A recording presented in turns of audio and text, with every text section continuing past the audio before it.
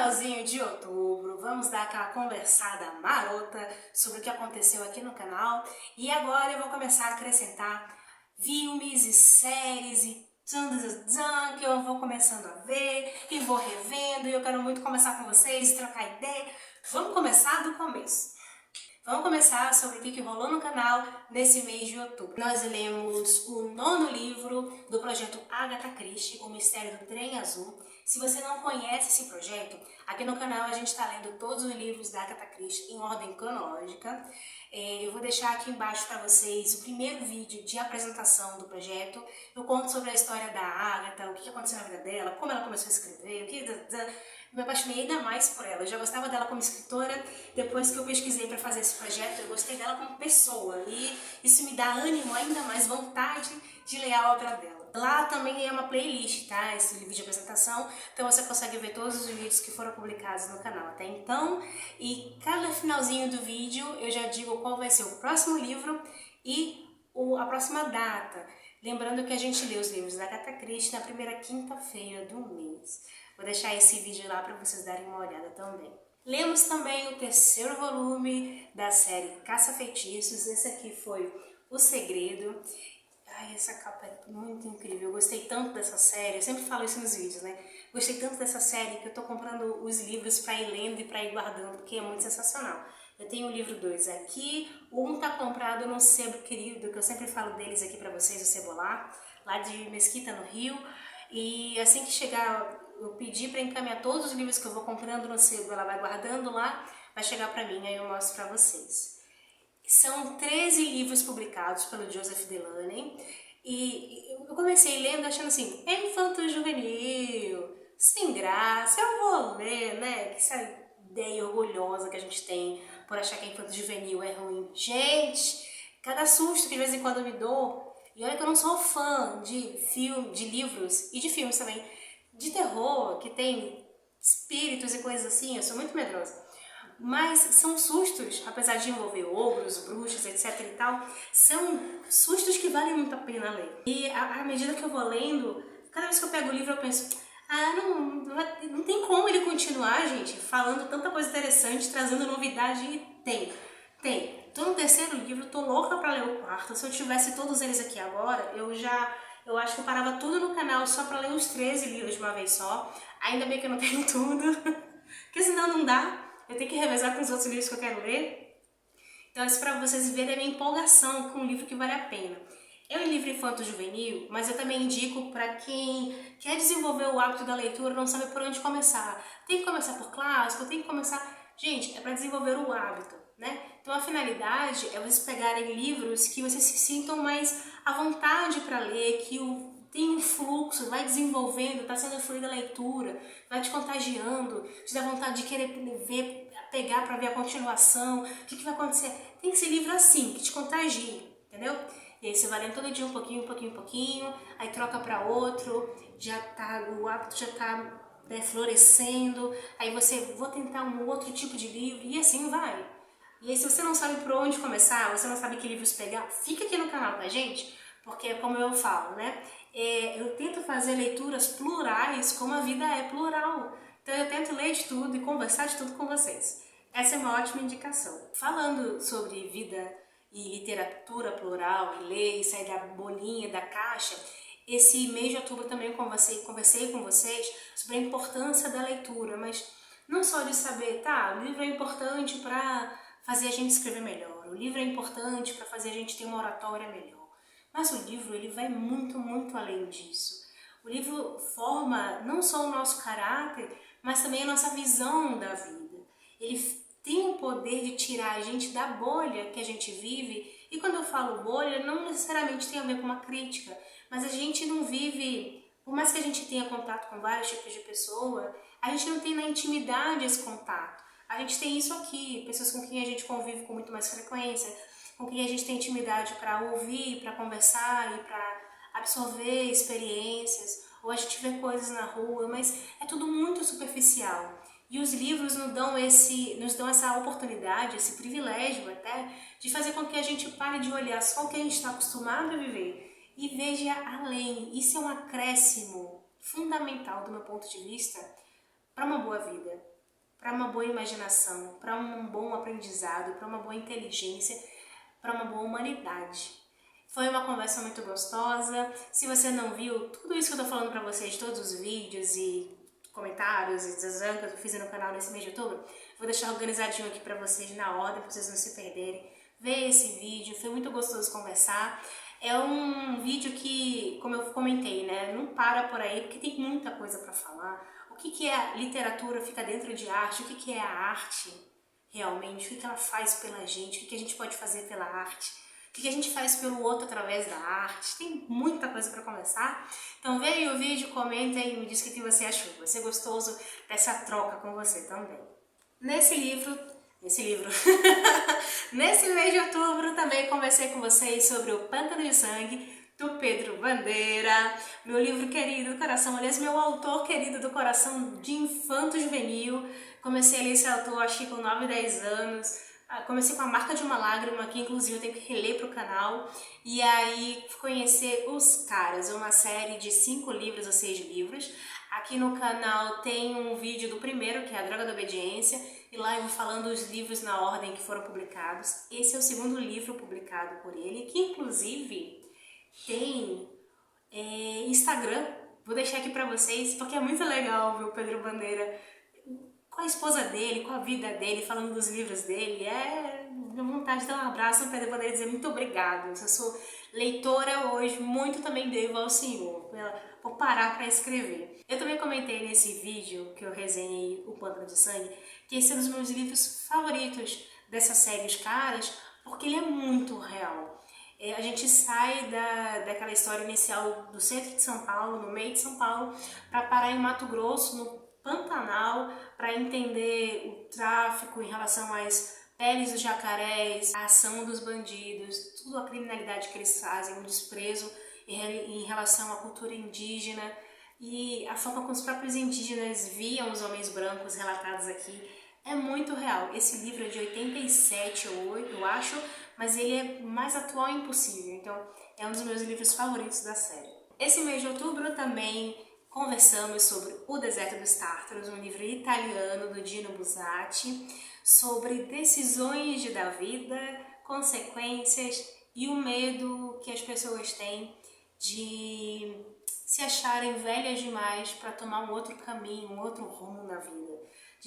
De acharem que o tempo passou demais e que não dá mais tempo, não vale mais a pena elas começarem nada.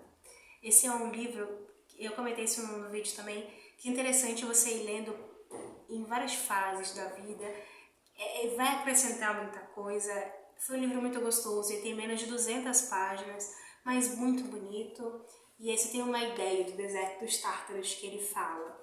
É um livro muito bom. Um livro italiano, eu falei, né, é interessante que esse livro é de 1940, mas o assunto dele é atemporal. E por isso eu posso considerá-lo como um clássico. É um livro que você nunca vai gastar as ideias que você vai tirar em cada leitura que você vai fazer. Livro vasto, que eu super recomendo. Falei demais agora. Vamos conversar agora sobre os próximos livros aqui do canal, os livros que estão em andamento. E eu vou começar com o projeto Agatha Christie. A gente vai resenhar já na próxima quinta-feira, lembra que eu falei? Primeira quinta-feira do mês, vai ser o livro Misterioso Caso dos 7 Relógios. Esse é o 10º livro publicado pela autora, 10º livro também que a gente vai ler aqui no projeto. Eu já finalizei essa leitura. Gente, o comecinho do livro foi meio devagar e tal, mas aí quando despontou o livro, eu queria engolir no final de semana. Não dava porque eu tinha outras coisas na frente, que eu tinha que organizar bonitinho, para dar tempo de tudo. Mas olha, foi um livro apaixonante. Eu pretendo comprar esse livro para deixar aqui na minha estante para... preciso descansar a cabeça, ler um entretenimento, vou reler esse livro, que foi muito bacana, finalizou com quentinho no coração. Ver o vídeo, que você vai entender tudo. Mas sem spoiler, viu? Fica tranquilo que nesses livros que eu vou resenhando da Agatha Christie, aliás, dos livros de uma forma geral, é sem spoiler. Eu tento contar as partes principais, o que é interessante, posicionar o livro naquele contexto histórico, falar um pouco do autor, mas sem dar spoiler para te dar a oportunidade de passar pela experiência. Mês de novembro, mês da consciência negra, e eu separei esse mês para fazer todas as leituras de autores pretos, de autoras pretas, e tô tirando alguns livros aqui da estante, tô criando os outros, eu tô empolgadíssima. E nesse momento eu tô fazendo a leitura do Adeus Gana, da Thalia Selassie. Olha, esse foi um livro que eu recebi da Thalia, que é meu cronograma de leitura para não me perder. Esse já tô por aqui. Esse foi um livro que eu recebi da Thalia, capa dura, lindo pra caramba. Tá sendo uma leitura fluida, tá sendo uma leitura muito gostosa, até porque uma coisa que eu gosto muito é quando eles dividem os capítulos em poucas páginas e eu consigo me organizar muito bem. Eu já li livro com um capítulo de uma folha e meia, me dá agonia, parece que o negócio não desenvolve. Eu também já li livros com um capítulo que dá umas 50 páginas, aí gente, tem muita coisa aqui pra falar, entendeu? Fica meio complicado. Mas eu vou esperar finalizar e fazer uma pesquisa bacana, entender mais sobre a Thalia e fazer um apanhado bacana pra gente conversar sobre esse livro também, que tá gostoso demais. Além desse livro, eu estou lendo também Quarto de Despejo, da Carolina Maria de Jesus. Eu vou deixar pra vocês aqui a capa do livro que eu tô lendo, porque eu tô lendo também no Kindle. E, gente, que leitura sensacional. Impressionante de muitas formas, sabe? Como eu falei mais cedo sobre a conversa da literatura, a Carolina era uma mineira que foi morar numa favela em São Paulo.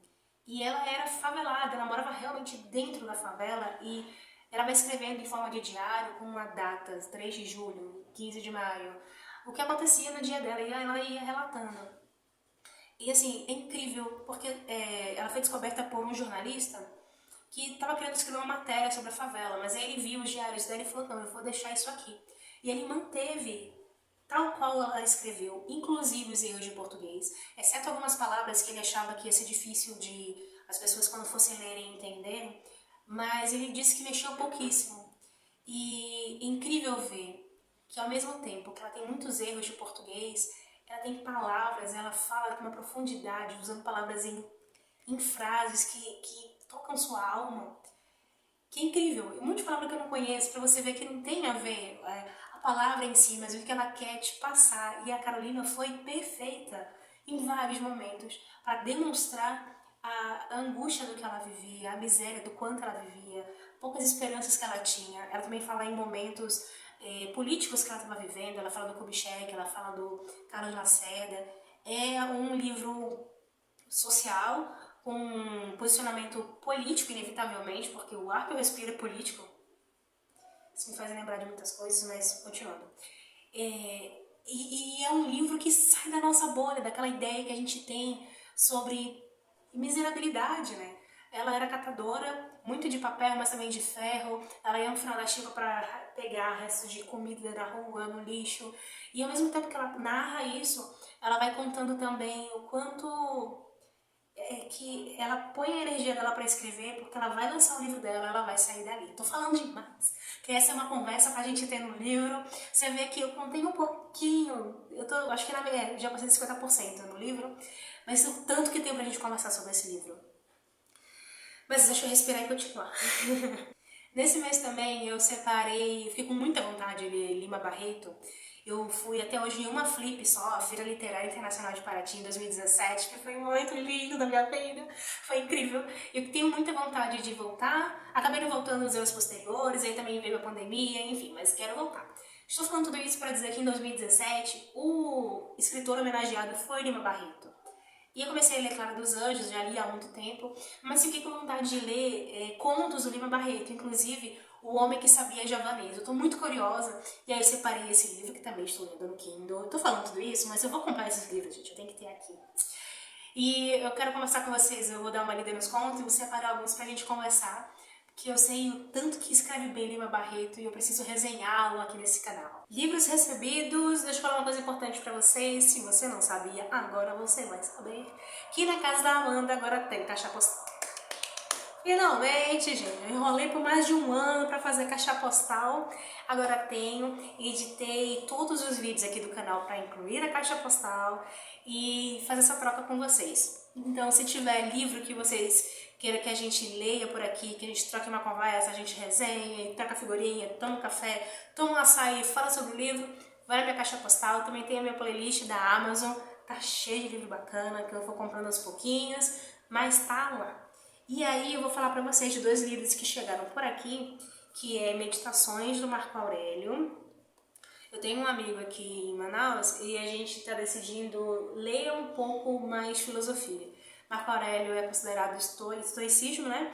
E a gente tá começando a ler pra pegar coisas mais práticas relacionadas à vida. E a nossa ideia é fazer uma leitura acompanhada e se encontrar num lugar muito conhecido aqui em Manaus, chamado Bar do Armando. A gente vai marcar um diazinho no mês para tomar uma cervejinha e conversar sobre meditações do Marco Aurélio, porque, né, eu acho que geralmente a gente fazia isso com vinho nos antepassados, hoje a gente faz de uma forma bem brasileira. E esse é um livro bem diferente, realmente, acho que muitas pessoas sabem disso. Na verdade, isso aqui era o diário do Marco Aurélio e eles editaram, diagramaram para se tornar um livro. Eu li muito pouquinho dele ainda, não tenho muita coisa para falar para vocês sobre o livro, exceto pela capa e pela edição em si, que é muito bonita. Essa minha tem uma apresentação do Clóvis de Barros Filho, e esse é um livro publicado em 2021 pela editora Temporalis. Outro livro que chegou aqui em casa também, que ainda está lacrado, porque eu comecei a ler no Kindle, eu falei, esse livro preciso comprar. Não sei se eu vou fazer a coleção de todos, mas esse aqui, que é Carrie a Estranha, o primeiro livro publicado do Stephen King. Eu achei que ele seria gigante, mas não, é mais fininho. E eu fiz questão de comprar, porque assim, o primeiro livro publicado dele, até onde eu sei, não sei se contos ou outros tipos de livro, mas pelo menos romance, esse é o primeiro publicado dele, né? E, gente, já no primeiro trabalho dele eu fui vendo uma composição textual apaixonante. A forma como ele ia compondo os parágrafos para narrar a história é fora de sério. E isso me fez querer ler mais para entender e acompanhar o amadurecimento do Stephen King como escritor. Por isso eu comprei esse livro. Mais um pouquinho de água. Você já bebeu sua água hoje? Beba água. Bom, já faz tempo que eu quero falar aqui no canal sobre filmes e séries. Eu tô sempre vendo algum filme, uma série e tudo mais. E também porque eu, Maria das Listas, quero assistir todos os filmes. São 463 filmes listados que de alguma forma teve referência na série que eu amo de paixão, Gilmore Girls. Você sabia disso? São 6 ou 7 temporadas, eu não tenho certeza, mas o ritmo da série é muito rápido, porque elas fazem muitas referências pop de livros, de séries, de filme. Inclusive, aqui no canal eu tenho uma playlist dos 360 livros da Rory Gilmore. Já li um ou outro ali, não tem uma meta, a gente vai lendo aos pouquinhos. Também quero fazer de filme, vou deixar tudo o link aqui embaixo para vocês irem acompanhando. Não sei como é que eu vou fazer na prática, né? Se eu marco um dia na semana e a gente escolhe juntos o filme, e aí cada um nas suas casas, a gente assiste o filme junto e eu registro aqui, não sei. Aceito sugestões, me conte sua sugestão aqui embaixo, mas eu sou daquelas que gosta de fazer as coisas e ir riscando. Uma sensação de concluir. Você também é assim? Sou muito assim. Na verdade, eu vou falar alguns filmes e séries que vieram de setembro, outubro pra cá, né? Que é a primeira vez que eu faço. Não dá pra falar de todos, daí a vida inteira você entendeu o raciocínio. E aí, eu tô assistindo alguns filmes baseados nos livros da Agatha Christie. Tô tentando fazer na ordem cronológica de publicação dos livros. Aí eu tento achar o filme. É super legal? Não é. Tem muito filme na década de 80, 90. Mas é legal. Não é super, mas é legal. É interessante, né? Nem sempre ele é tão fiel assim ao livro. Tem alguns personagens, tem alguns atores, como Hercule Poirot, por exemplo, que se você olha aquele ator, você já associa. Provavelmente, em algum momento da vida, você viu alguma coisa, ainda que não tenha assistido o filme ou a série, você sabe que aquela pessoa é Hercule Poirot. Vou colocar um exemplo aqui. Então, assim, o que eu tô fazendo é tentando achar os filmes e editando os vídeos que eu já postei dos livros, tentar dizer, gente, olha, eu achei um livro que tem a ver, que é desse, eu achei um filme que é desse livro aqui. Se você não estiver fazendo nada e de repente quiser assistir o filme, tá aqui. E aí eu assisti Os Quatro Grandes e O Inimigo Secreto. O Inimigo Secreto foi o segundo publicado pela autora, Os Quatro Grandes eu não lembro, mas esses dois já tem vídeo aqui no canal. E aí, à medida que eu for achando mais, eu vou avisando vocês. Mas, de qualquer maneira, vai procurando os meus vídeos da Agatha Christie, que se eu já tiver assistido algum filme, vai estar lá. Finalmente, é uma falta de absurdo falar isso, mas finalmente eu assisti Cidade de Deus. Gente, eu amo o cinema brasileiro. Acho que se você não conhecer os atores e jogar no mundo um filme brasileiro, dificilmente você vai saber que ele é brasileiro por causa da miscelânea de culturas que a gente vê aqui e que naturalmente e inevitavelmente são refletidas nos filmes. E aí, a ideia que eu tinha da Cidade de Deus era como se fosse alguma coisa Carandiru, que eu vi há muitos anos atrás e que não é um bom parâmetro por isso. Mas eu achei que era assim, violência, violência, sangue, sangue, morte, violência, violência, violência direto. Que não seria um problema, né? Porque olha o conteúdo do filme, né, gente? Não dá pra ser mar de rosas, né? Não seria tão realista assim. Mas não, o que me surpreendeu também no Cidade de Deus foi como o diretor e o roteirista fizeram toda a sequência de cenas. Gente, que coisa absurda, gente, incrível. A história como ela é contada e como ela volta no tempo e como ela vai acontecendo dali adiante. Os personagens, os atores, a Alice Braga, a sobrinha da Sônia Braga, e o Seu Jorge, esse foi o primeiro filme dos dois. E atuações sensacionais, gente, que é Seu Jorge ali? Já, uau, uau mesmo. E assim, me tirou da ideia do que eu poderia achar que é a Cidade de Deus. Foi muito além do que eu esperava. E de filme brasileiro, eu finalmente assisti também Eduardo e Mônica, que lançou esse ano, mas já estava com a previsão de lançar há algum tempinho, acho que a pandemia adiou e tal. Que é um filme com base na música do Legião Urbana, do Renato Russo, né? E vai contando, o filme vai desenvolvendo o que é a história.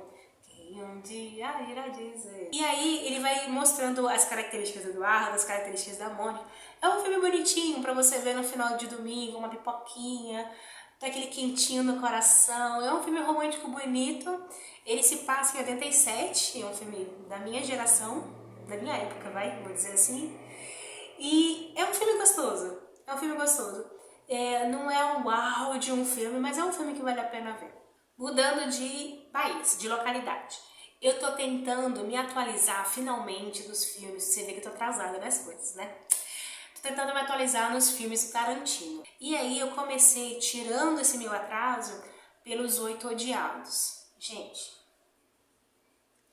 sério, que filme... O Tarantino me ganhou ali. O que foi aquele início com a câmera abrindo, com a neve e a música e a cruz e a ideia do que tá acontecendo? Gente, que sensacional! Aí eu gostei tanto, eu achei tão absurdo, eu falei, gente, esse é meu filme favorito do Tarantino. Não, mentira, há um tempo atrás eu assisti Era Uma Vez em Hollywood, que eu gostei, achei legal, achei bacana, achei interessante. É um filme que vale a pena assistir, mas não me ganhou. Os 8 Odiados, e boa parte, mais da metade do filme se passa numa cabana, né? Numa cabana que é restaurante, que é lugar para descansar e tal. E como é incrível um diretor que tem a capacidade de desenvolver toda uma história dentro de um único local. E não só isso, você percebe que tem um grupo de atores fazendo uma encenação na primeira parte, tem uma palavra para isso que eu esqueci, primeira cena, e aí logo atrás tem outro fazendo outra coisa, que não necessariamente tem a ver com o primeiro, mas que harmoniza, às vezes tem até uma terceira, gente, fora de série. Aí eu fiquei tão apaixonada que falei, vou dar continuidade e vou assistir Bastardos Inglórios. Aí eu me apaixonei por quem? Christopher Waltz. Não, deixa eu deixar claro. Eu me apaixonei pela encenação dele, não pelo personagem em si, óbvio, mas a forma como ele interpretou. Tô ficando rouca, inclusive. Primeira cena, ele já desenvolve muito mais falando em francês, né? E aí, né, supondo que você tenha visto, coleguinha. Se não, por favor, vá assistir e depois conte comigo. Conte aqui pra mim. Ele já começa a cena falando francês e o comportamento dele casa com a forma como ele está pronunciando o idioma. o charme dele, a gentileza dele, a forma como... muito do olhar. Ele tá numa parte sentado, gente. Como é que pode? Ele tá sentado falando francês. Ele tem uma forma de agir. Aí você continua o filme, ele começa a falar inglês. Ele muda quem ele é. E aí quando ele vai falar alemão, impressionante, impressionante. Não é à toa, eu já li isso em algum lugar, não é à toa que o Christopher Waltz, ele é um dos atores queridíssimos de Tarantino, que ele tenta encaixar em todos os filmes. E a gente aqui em casa, quando acaba de assistir alguns filmes assim, interessantes, a gente tenta ver os reviews para poder prestar atenção e entender cenas que a gente sabe que deixou passar batido, ou alguma coisa que ficou ali pelo ar. E aí quando a gente vai vendo reviews sobre Tarantino, cara, só de ver o filme já é sensacional. Aí você viu o review e, nossa, agora faz sentido, aquele negócio, nossa, aí você admira muito mais o cara. Eu sou apaixonada pelo Hitchcock, só que Tarantino tá roubando meu coração. E aí eu emendei pra onde? Django Livre. O que é Jamie Foxx no Django Livre? O que é Christopher Waltz no Django Livre? O que é essa dupla no Django Livre? Gente, todo o comportamento do Christopher Waltz, que você nem lembra que ele estava nos Bastardos Inglórios, nem lembra do que ele fez ali, é um bom ator, né? Que você não... Nossa, que esse ator tá em tal filme e você nem lembra de que ele fez o filme, de tanto que ele interpreta o personagem. Django Livre foi um filme sensacional, de tirar o chapéu, maravilhoso, porém, eu não consegui ver a última cena, que eu não vou te contar, porque eu não sei se você assistiu Django Livre ou não. Tem quase um mês que eu vi esse filme, não consegui ver a última cena porque não deu. Persisto tentando, vai que de repente não termina como eu acho que vai terminar.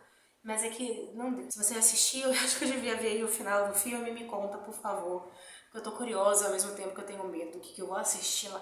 E essa parte de filme, eu quero finalizar falando pra vocês que também atrasadérrima a assistir Pantera Negra. Gente, o Chadwick Boseman, eu já tinha assistido, acho que 2 filmes dele, inclusive que ele fez com a Viola Davis, sobre jazz, e um que ele fez que ele era um advogado, que inclusive a minha mãe me indicou, eu assisti 2 vezes com ela, beijo mãe. Filmaços, eu já tava muito curiosa, porque eu achei a performance dele incrível. E aí depois eu soube que ele fez Pantera Negra, falei, eu preciso assistir. Só que a vida da gente é uma caixinha de surpresas, né? A la Joseph Klimber. E aí não dá pra gente parar pra fazer tudo que a gente quer. E aí, eu acho que foi final de semana passado, eu vou sentar e vamos assistir Pantera Negra. Meu marido já tinha visto, é óbvio, que ele assiste todos esses filmes. E aí eu fui assistir. E aí eu fui conhecer o que é afrofuturismo. E eu não tinha ideia do tempo que eu perdi da minha vida sem conhecer o que é muito mais do que um conceito para filme, para literatura. É um conceito real para a vida. E eu me apaixonei tanto, tanto, tanto pelo filme Wakanda, né? Não só pelas cores, porque a gente sempre começa comentando pelas cores, mas pelas cores, pelo ideal, pela forma como eles enxergam a tecnologia e a maneira como eles juntam a tecnologia com a tradição e a ancestralidade afro. É fora de sério. Eu me apaixonei tanto que eu decidi fazer uma pesquisa o mais ampla que eu puder e eu vou criar um vídeo aqui no Instagram para abrir uma playlist, um vídeo inicial explicando o que é o afrofuturismo, que eu também não sei de verdade o que é. Eu só assisti até agora o Wakanda, não li ainda, já separei uns livros para eu ler e eu quero separar um livro de contos para explicar o que é, do que eu for entendendo do afrofuturismo, ler esse livro de contos e assim abrir uma playlist pra gente ler, maratonar afrofuturismo, porque a gente tá perdendo tempo. Senhoras e senhores, de verdade, a gente tá perdendo tempo não tendo acesso a esse conteúdo, não valorizando, não absorvendo esse conteúdo. Fora de sério, Pantera Negra mexeu comigo de uma tal maneira que acompanha o canal. Se você tiver indicações de filmes e livros afrofuturistas, indica aqui pra mim. Vamos pra última parte desse vídeo, deve estar gigante. Falar um pouquinho de séries que eu também vi por aqui. Eu também gosto muito de série brasileira. E aí esse mês que passou eu assisti Filhas de Eva, que é uma série que você começa assim, e ela vai desenvolvendo, e você fica com raiva e fica imaginando o que vai acontecer, e eu se tivesse aquela situação. Gente, sensacional. E a Renata Sorrah está fora de série. E o final é muito poético, muito, muito, muito bonito. Também assisti Sob Pressão, que é uma história de médicos numa parte periférica do Rio de Janeiro e como eles lidam com o hospital público em que eles trabalham, sem condições de ter nada, desde medicamento até equipamento para fazer bons atendimentos e cirurgias aos pacientes. É uma série que tem, acho que 5, 6 ou 7 temporadas, eu tô na segunda, mas eu não consigo assistir direto, porque tem muita coisa ali que é pesada, que eu tenho a sensação de que é muito realista também, então tem que estar meio bem pra ver, mas ao mesmo tempo que ela é muito bacana, vale muito a pena assistir. Setembro, eu acho, foi em outubro, acho que foi em setembro, né? Ou foi em agosto, enfim, lançaram Sandman, e eu não tinha ainda tido qualquer contato com o Neil Gaiman, então eu me prontifiquei a ler o máximo de arcos que eu pude para poder assistir Sandman. Li até a metade, quero finalizar, mas mesmo assim foi muito bacana assistir a série para perceber o quanto ela está sendo fiel à revista, né, ao gibi, aos quadrinhos. Estou aprendendo essas denominações também.